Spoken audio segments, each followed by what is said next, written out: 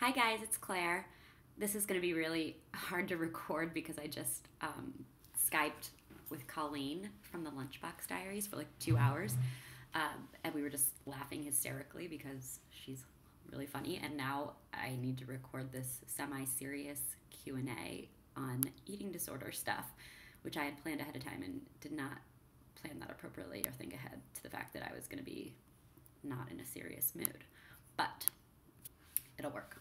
Okay, so I got a few questions that were sort of related to like eating disorder, body image issues. So I'm just gonna group those up and answer them.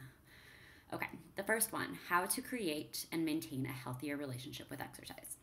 So I never really considered myself an exercise addict. Like that wasn't my major issue. My major issue with my eating disorder was definitely eating.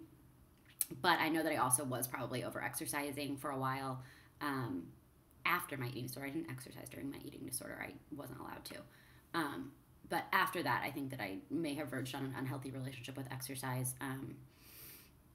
So it's sort of a deeper thing where it's not just about the exercise. It sort of goes along with how I had to repair my relationship with food as well, and my body image and my weight and just myself in general, where I had to make the decision that being healthy was more important than anything else, no matter what size that meant I was, and no matter what level of fitness that meant I was.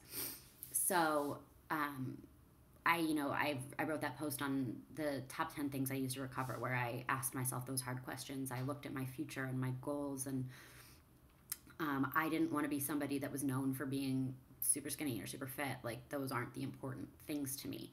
I want to be able to devote myself to my career and my friends and things like that. So I do think that exercise is important because it's part of being healthy. It's important for maintaining strong bones, for maintaining heart health, just being active. It doesn't necessarily have to be like slaving away at the gym.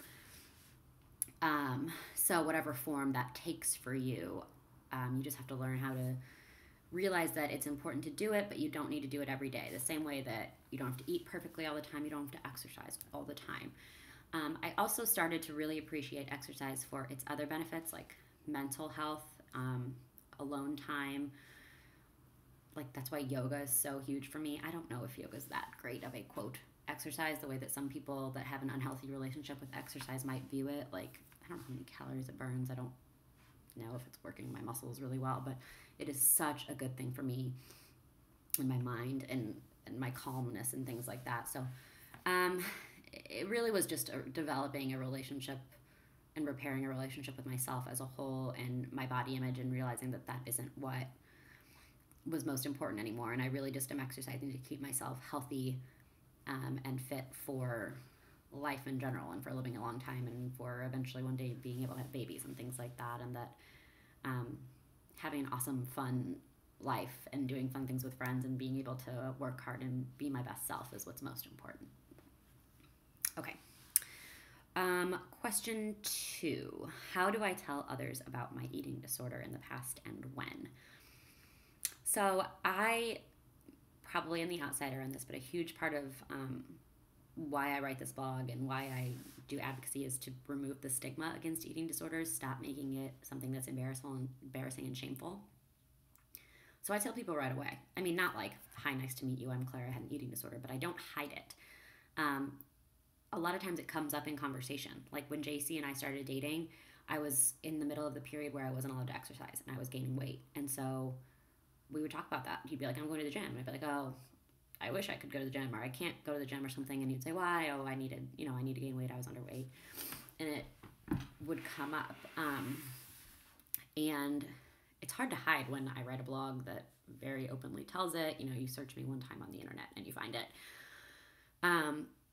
And sort of what goes along with advocating and trying to help other girls recover is just being open about the fact that I did too. And I will say 100% that the minute I was open about it, life got easier. My friendships got easier, because trying to pretend like nothing's wrong or like you're fine is just the worst. My friends started to understand me more. I could actually talk to them about what it was like and what I was struggling with, and it just made it so much easier. I know that's way easier to do now that it's in my past. I know that if I was actually struggling, or for those people that are currently in the middle of it, it would be way, way harder to come out and talk about. But I think it'd be awesome if you could, because like I said, it just makes it so much easier. But anyway, I don't hide it. The last question was about birth control and an eating disorder past and a history of the hypothalamic amenorrhea. So that's a really personal topic. Some people do birth control, some people don't. I do. I was on birth control right after I recovered from anorexia. I had to get my period back on my own first before I could go on the birth control, and I had some really heavy, awful periods. So then I went off it again, and that's when I realized I wasn't getting my period. And I worked so hard to gain the weight and get it back. Most doctors, unfortunately, don't have any problem with prescribing birth control. It's pretty regularly, routinely prescribed without question. For me, I wanted to make sure that I was at a healthy place, having a period regularly, a normal cycle for a while before I would go on birth control. So I had like 6 or 8 months of regular periods, feeling comfortable with my eating and my exercise habits, knowing that my body was at a place where it was happy and healthy.